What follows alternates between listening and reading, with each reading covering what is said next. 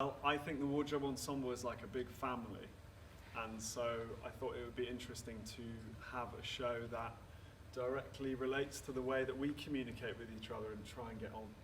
And we're also getting to an age where a lot of our parents are having to deal with their parents passing away or becoming ill, and so the prospect of inheritance and that kind of thing is becoming much more prevalent in our own lives, more so than it has done before. The title, I believe, originally came from our producer, Hannah, because her mum used to call them Pelican daughters, her and her sister, when they were younger. And I believe that came from King Lear. And the sort of thought is that a pelican mother will peck her own breast and the blood will sustain her daughters. So it has sort of relevance to our show and the passing of a mother and what she's given to her daughters. And ideas of inheritance and what you receive from the generation before you, I guess. Yeah.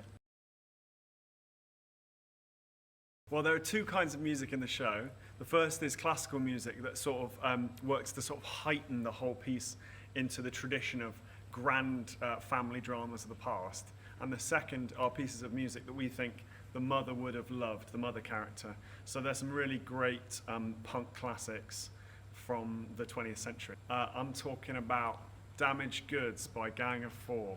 I'm talking about Pull Up to the Bumper Baby by Grace Jones. I'm talking about Joni Mitchell. Oh. Well, I think that Last of the Pelican Daughters still keeps a lot of education's sort of physicality and its sort of choreographic sense and a lot of our sense of humour. But how do you think it's different? I guess with Last of the Pelican Daughters, we're sort of pushing into a narrative form that's quite new for us as a company. But I'd like to think that it maintains a lot of the aspects of recognition in the way that education did with school. This is very much for anyone who has a family, would hopefully relate to different elements of it and the different dynamics of stage, or not even family, just different relationships, I think.